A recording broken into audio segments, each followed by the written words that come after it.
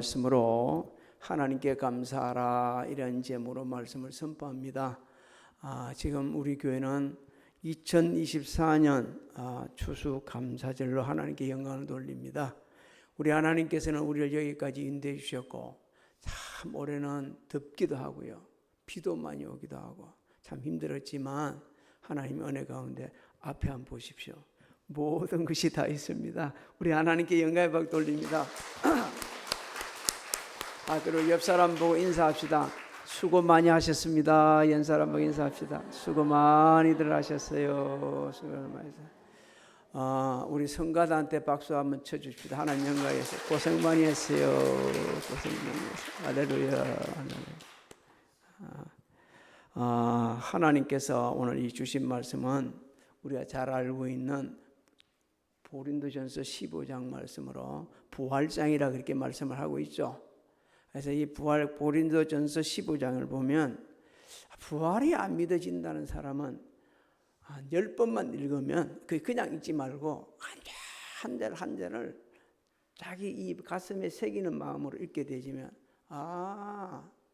이래서 부활하는구나, 이게 얼마나 큰 은혜냐라는 것을 깨닫게 되시고 주의 일에 힘쓰고 감사하는 사람이 됩니다. 사도 바울은 이 복음을 전할 때 이렇게 얘기했죠. 예수님께서 성경대로 우리 죄를 위하여 죽으시고 장사 지낸 바 되셨다가 성경대로 부활하셨다 이렇게 말씀하고 있습니다. 이게 이제 이렇게 구체적으로 얘기한 것은 예수님이 우리 죄를 대신 지시고 십자가에 돌아가신 것이 사실이라는 거예요. 그리고 부활하신 것도 사실이라는 거예요. 또 예수님이 죄에 대해서 죽으셨기 때문에 우리도 죄에 죽으셨고, 예수님이 부활하셨기 때문에 우리도 부활하신다는 것을 확실히 심어주기 위해서 하나님께서는 사도 바울을 감동시켜가지고 이 말씀을 기록하게 하신 겁니다. 예를 먼저 보면, 그러면 예수님께서 십자가에 돌아가셨다가 부활하셔가지고 우리에게 미친 영향이 뭐냐는 거죠. 예수 믿는 사람들에게 미친 영향, 어떤 영향을 미쳤느냐. 57절을 우리 같이 한번 읽어봅시다. 57절 성경 말씀 시작. 우리 주 예수 그리스도로 말미암아 우리에게 승리를 주시는 하나님께 감사하노니. 자, 우리에게 뭘 주셨다고 그럽니까? 승리를 주셨다 그랬습니다. 이거 완전한 승리를 말합니다. 완전한 승리. 왜 완전한 승리냐? 예수님은 죄와 사망과 사탄을 이기시고 부활하셨기 때문에 이게 완전한 승리예요. 그래서 예수님을 구주로 영접한 모든 사람들은 죄를 이기시고 사망을 이기시고 사탄을 이기시고 우리의 영원한 생명을 주신 예수 그리스도로 말미암아 우리도 주님과 같이 부활하게 됩니다. 믿습니까? 예수님의 이 부활하신 몸이 달라요. 신령한 몸으로 부활되셨습니다. 우리도 이제 부활하게 되면 죽을 몸이 아니요, 썩지 않아, 병들지 않아, 완전하게 살 수 있는 사람으로 부활이 이루어지게 됩니다. 그래서 이 은혜를 기억하는 성도들은 감사하면서 주의 일에 더욱더 힘쓰는 사람이 된다 그랬습니다. 자, 그 은혜를 우리 좀 생각해 봅시다. 하나님께서 우리에게 이렇게 완전한 승리를 주시기 위해서 독생자를 이 세상에 보내주셨어요. 그리고 우리 죄를 전가시키셨어요. 예수님은 우리 죄를 대신 지시고 죽으시기까지 복종을 하셨어요. 죽음 속에서 3일간 갇혀 있었어요. 그리고 부활을 하셨습니다. 그 부활하심으로 말미암아 우리에게 산 소망을 주셨어요. 이 은혜를 생각하게 되지면 우리는 늘 감사하면서 성기술 밖에 없다는 거예요. 그런데 우리는 순간순간 잊어버립니다. 자, 그렇다면 누가 묻습니다. 당신 진짜 예수 믿어? 그럼 우리는 두말 없이 그래요, 믿습니다. 그래?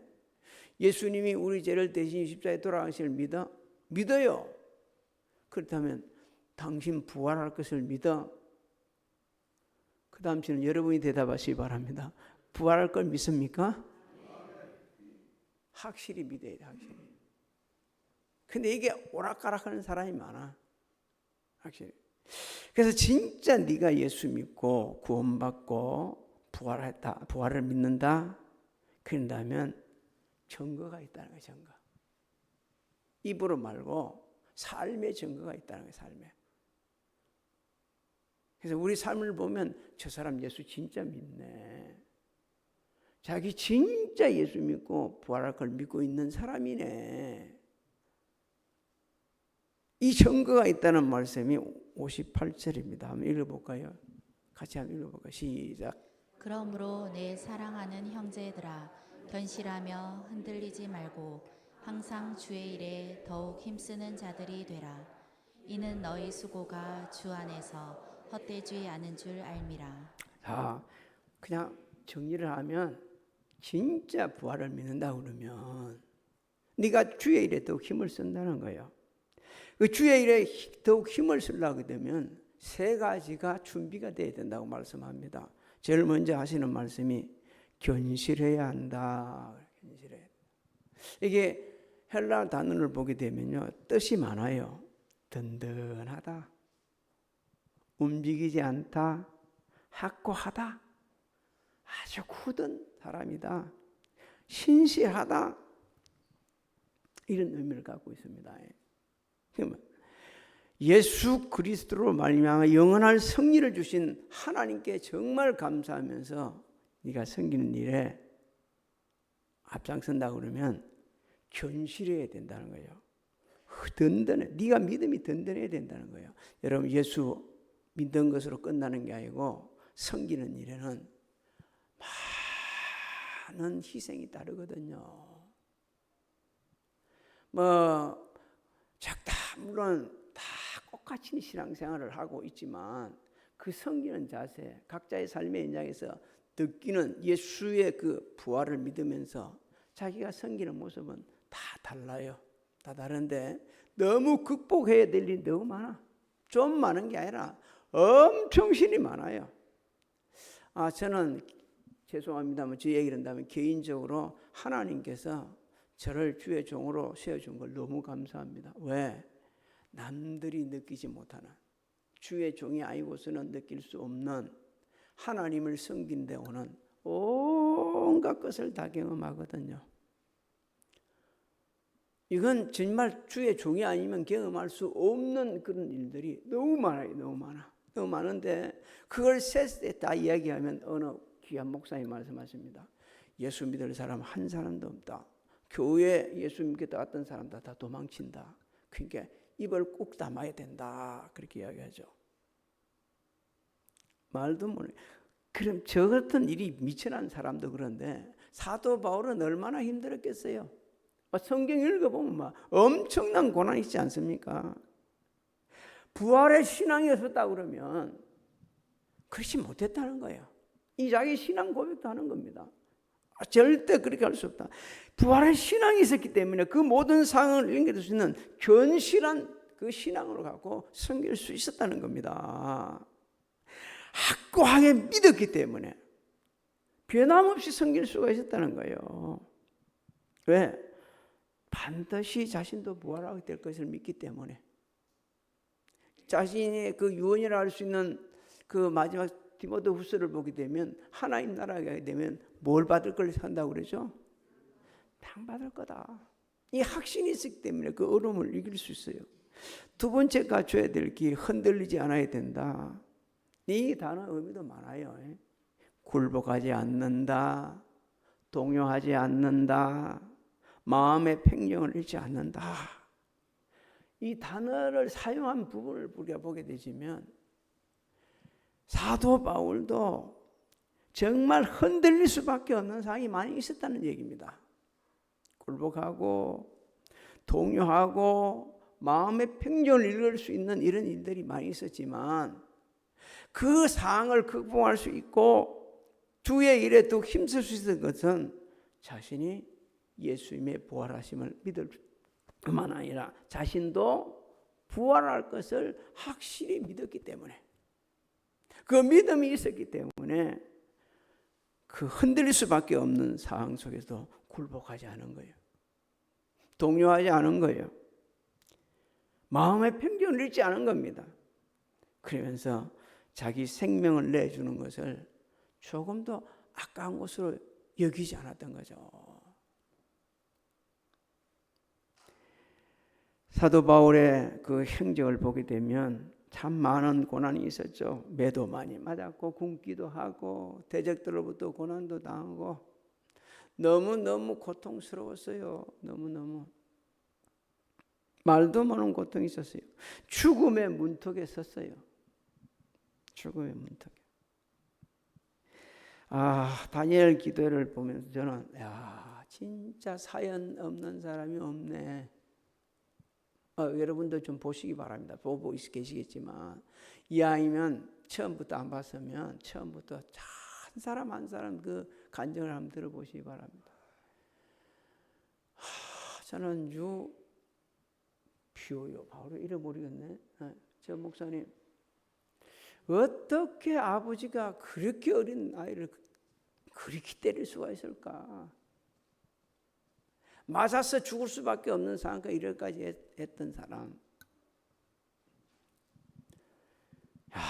그런데 하나님께서 그분을 들으셔서 가지고 이 시대에 우리의 신앙이 허물허물해지니까 이를 갖고서는 한국교회 소망이 없으니까 저로부터 시작해 우리 모든 성도들에게 감동을 불러일으키게 하고 다시 영적 소매를 걷어붙이고 다시 한번 힘을 내도록 하나님께서 이런 분들을 세워가지고 우리에게 은혜를 끼치고 있는 겁니다. 그럴지라도 한 가지 제가 확실히 말씀드릴 수 있습니다. 수고 많이 하고 힘들고 고통스럽지만 예수님에게는 비교도 안 되고요. 사도 바울이 고난당하지 비교할 수가 없는 겁니다. 없는 거예요. 사랑하는 성도 여러분, 살다 보면 주의 일뿐만 아니고 여러 가지 일에 흔들릴 때 있어요. 그냥 그 상황에 굴복할 수밖에 없는 상황이 있어요. 동요할 수밖에 없고요. 마음의 평정을 잃어가지고 이리저리 흔들릴 때 있어요. 그런데 하나님 오늘 우리에게 말씀합니다. 네가 진짜 예수의 부활을 믿고 네 부활을 믿는다면 그 굴복하는 거 아니야. 동요하지 않아. 마음의 평정 잃지 않아. 왜? 이 세상 삶은 끝나고 그 다음은 영원한 세계가 펼쳐지기 때문에. 사도 바울이 또 이길 수 있는 중에 하나는 하나님 베푸신 은혜였어요. 죄인 중에 괴수인 자신을 구원해 주시고 사도로 사용해 주신 그 은혜가 너무 감격스러운 거예요. 여러분 오늘 이 자리에 제가 서 있고 여러분이 앉아 예배드리는 거 하나님의 은혜입니다. 너무 감사해야 돼요. 너무 고마워야 돼요. 너무 행복해야 돼요. 그 은혜를 생각하니까 두렵지 않아요. 염려스럽지 않아요. 하나님을 섬기는데 자신의 에너지를 다 쏟아부는 거 하나도 후회스럽지 않아요. 감옥 속에 있는데도 불구하고 그게 매이지 않아요. 오히려 그 자리에서 복음을 전하고 있는 거예요. 수많은 젊은 청춘들을 갖다가 주께로 돌아오게 하는 놀라운 일을 감당합니다. 그 감옥 속에서 성경을 기록하게 되지고요. 하나님의 은혜를 받았기 때문에, 그 은혜를 기억하기 때문에. 디모데전서 1장 14절로 16절을 한번 보십시오. 그가 받은 은혜가 어떤지 시작. 우리 주의 은혜가 그리스도 예수 안에 있는 믿음과 사랑과 함께 넘치도록 풍성하였도다. 미쁘다 모든 사람이 받을 만한 이 말이여, 그리스도 예수께서 죄인을 구원하시려고 세상에 임하셨다 하였도다. 죄인 중에 내가 괴순이라. 그러나 내가 긍휼을 입은 까닭은 예수 그리스도께서 내게 먼저 일체 오래 참으심을 보이사 후에 주를 믿어 영생 얻는 자들에게 본이 되게 하려 하심이라. 그 은혜를 생각하니까 너무 감격하고 감사해서 그렇게 섬길 수가 있었던 겁니다. 그래서 사도 바울은 명령합니다. 더욱 힘써야 된다. 이건 명령입니다. 명령행입니다. 더욱 힘써야 된다. 이 힘쓰다는 말, 더욱 힘쓴다는 말, 충분히 소유한다, 더 두드러지게 된다, 풍성하다, 이런 의미가 있거든요. 그래서 우리가 하나님의 은혜를 기억한다 그런다면 더 열심을 품고 넘치도록 충성한다는 겁니다. 그러면서 더욱 열심을 품고 넘치도록 충성해야 될 이유가 하나 있다고 그럽니다. 이는 너희 수고가 뭐라고 그러죠? 주 안에서 헛되지 않은 줄 아닙니다. 그랬습니다. 수고의 헬라의 단어를 코포스라 그러거든요. 이 코포스가 의미하는 건 뭐냐면 기진맥진하여 지칠 때까지, 기운이 다 될 때까지 수고하고 일하는 것을 말합니다. 이 속에는 이런 게 또 포함되어 있어요. 우리가 기진맥진하게 되면 쉬고 싶어요.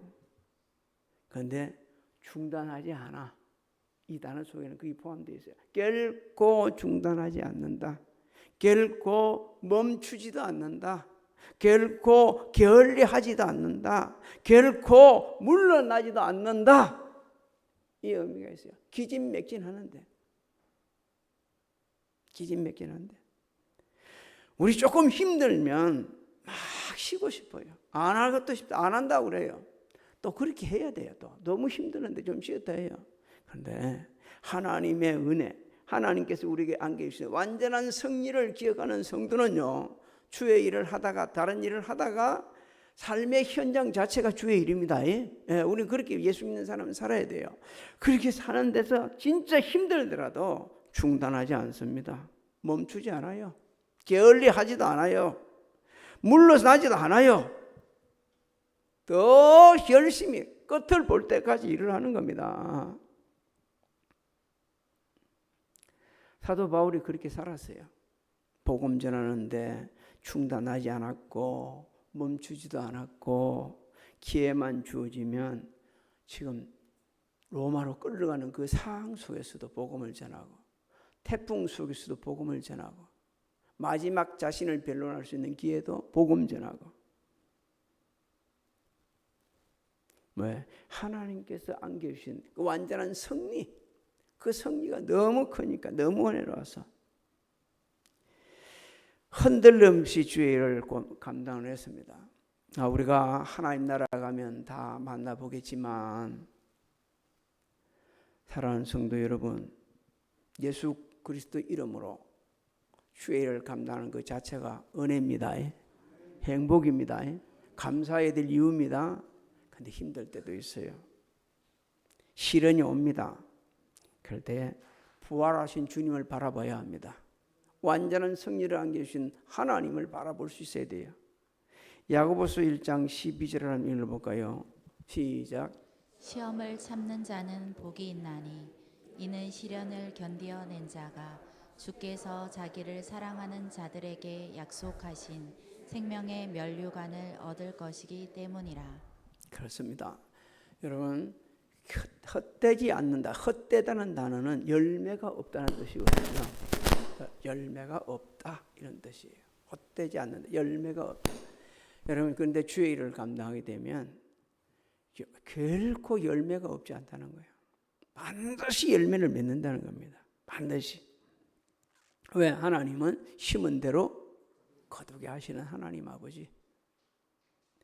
한 해가 저물어 가고 있습니다.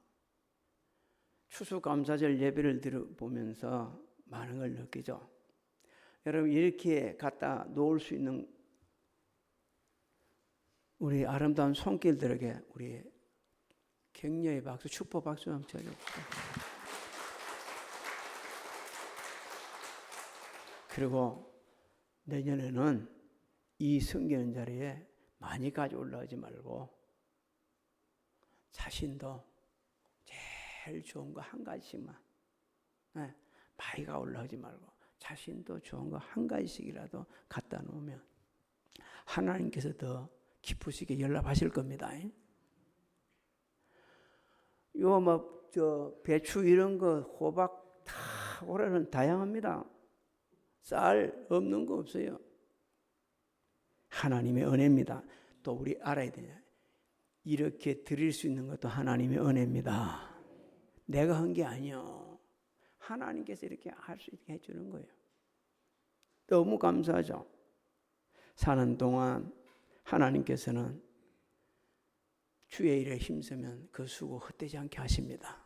반드시 필요한 것을 공급해 주십니다. 또 하나님 나라의 의를 위해서 귀하게 들어쓰십니다.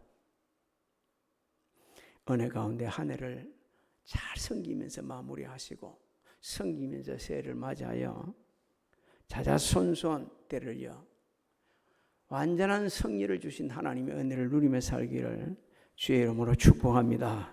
축복합니다. 이어서 계속 지금은 우리 주 예수 그리스도의 은혜와 하나님 아버지의 만극하신 사랑하신가 성령님의 감화감동 교통의 역사하심이 예배를 드리고 돌아서는 사랑하는 성도들 머리 위에와 가정, 직장, 사업장, 자녀들 진행하는 일들 새해 계획 우리 교회 대한민국에 지금으로부터 영원토록 함께 하실지어다.